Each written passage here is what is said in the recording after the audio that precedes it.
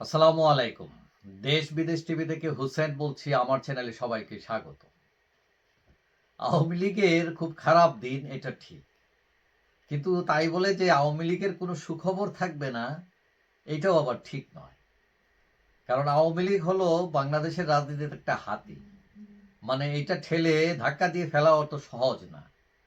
কেউ বলেন যে আওয়ামী লীগ 10 বছরের মধ্যে ফিরতে পারবে না, কেউ 50 বছর, কেউ 100 বছর। কিন্তু আবার কেউ কেউ এটা মনে করেন যে আওয়ামী লীগের ফিরতে কয়েক মাসও লাগতে পারে, কয়েক মাসের মধ্যে সে উঠে দাঁড়াতে পারে। এখন আওয়ামী লীগের কিন্তু সুখবর বিভিন্ন দিক থেকে আসছে, এবং এই সুখবরগুলো অনেকগুলো তারা নিজেরাই তৈরি করেনি। এই পথ, এটা বিরোধী দলগুলো, সরকারই এই পথ তৈরি করছে অবচেতন মনে, যেটা আওয়ামী লীগের পক্ষে দাঁড়াচ্ছে। এখন এগুলোর অনেকগুলো কারণ আছে। এখন প্রতিপক্ষ কারা? প্রতিপক্ষ হচ্ছে সরকার, বিএনপি, জামাত, ছাত্র। এখন তারা কি করছে? এবং তাদের ঢেউ, খারাপ ঢেউগুলো আওয়ামী লীগের জন্য ভালো ঢেউ হয়ে আসছে। ধরেন বিএনপির কথা। বিএনপি কি করছে? দখলবাজ, চাঁদাবাজ। এবং ওই যে দেখলাম বরিশালে আইন বিএনপি পন্থী আইনজীবীরা টয়লেট পর্যন্ত দখল করে বসে, টয়লেট দখল করে অফিস বানাইছে, এবং এটা আবার ভাড়া দিবে। তো এই সব কিছু মিলিয়ে এই সব পরিস্থিতি দেখে কেউ কেউ বলছে যে আওয়ামী লীগ ভালো ছিল। তাহলে বাতাসটা কোন দিকে আসলো? আওয়ামী লীগের দিকে। জামাত ভয়ের কোনো কারণ না, অনেকেই মনে করেন। কারণ ভোটের সময় মানুষ আওয়ামী লীগ বিএনপিকে ভোট দেয়, জামাত বাদ পড়ে যায় অটোমেটিক।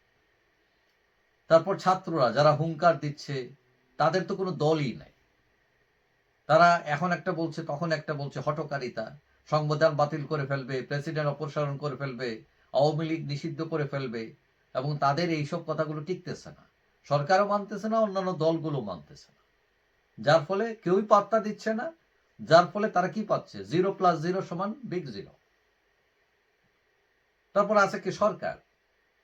সরকার তো নাস্তানাবুদ হয়ে যাচ্ছে প্রথমেই দ্রব্যমূল্যে। মানুষের পিঠ ঠেকে গেছে। মানুষ বাজার করে খালি হাত থলি নিয়ে ফিরতে হচ্ছে, এই অবস্থা। পুলিশ নাই। পররাষ্ট্র নীতি নিয়ে একটা হজে বরল। একবার ভারতের বন্ধ করার চেষ্টা করে, আবার পাকিস্তানে দৌড়ায়, আবার চীনের দিকে দৌড়ায়। এদিকে আবার আমেরিকার ক্ষমতা পরিবর্তন হচ্ছে, কি হয় না হয়। সবকিছু মিলিয়ে একটা উৎকণ্ঠা আছে তাদের মধ্যে। তারপর এই যে ভাতা টাতা বন্ধ করে দিচ্ছেন, দেশে তো বিনিয়োগ একদম নাই, উন্নয়ন বন্ধ। তাহলে দেশ দাঁড়াবে কি করে? অনেকে বলেন যে তাদের অবস্থা হচ্ছে ছেড়ে দেওয়া কেঁদে বাঁচছে। এখন এইসব পরিস্থিতি আওয়ামী লীগের পক্ষেই যায়।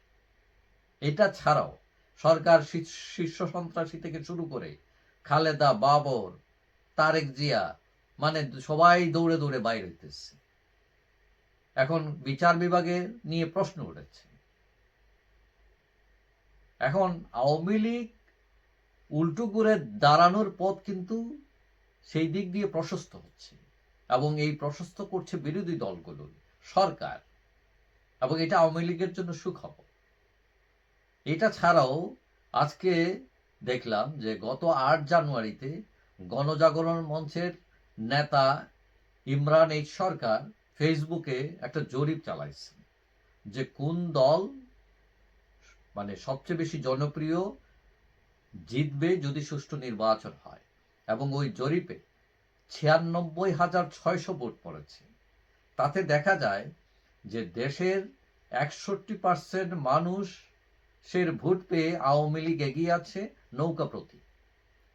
দ্বিতীয় জামাতে ইসলামী দাঁড়িপাল্লা 20% ভোট পেয়েছে। 9% ভোট পেয়েছে বিএনপি ধানের শীষে। 7% পেয়েছে অন্যান্য দল। এবং 3% মানুষ মনে করেন যে তারা ন ভোট দেবেন, মানে তারা ভোটই দিতে চান না। তো এখন আওয়ামী লীগ একদম ডুবে যাইতেছে। মানে এইটা, যদিও ওই যে বিপদে পড়লে ওই খেওয়ানিও শালা হয়ে যায় একটা কথা। তো এখন আওয়ামী লীগের সব বদনাম, সবকিছু খালি আওয়ামী লীগ যে এত উন্নয়ন টুন্নয়ন করছে, এগুলোর কথা এখন আর কেউ বলে না। হ্যাঁ, আওয়ামী লীগ যে সব ভালো করছে তাও নয়।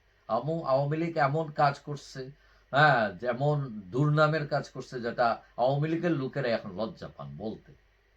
এত ভয়াবহ জিনিস এটা আওয়ামী লীগের করা উচিত হয়নি।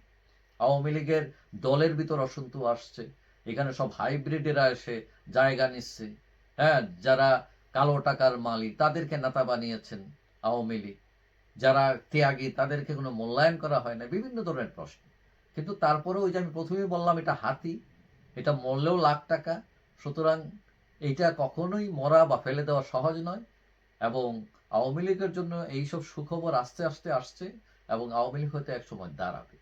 যাই হোক, সবাই ভালো থাকবেন। আশা করি দেখা হবে অন্য কোনো ভিডিওতে ইনশাআল্লাহ। আল্লাহ হাফিজ।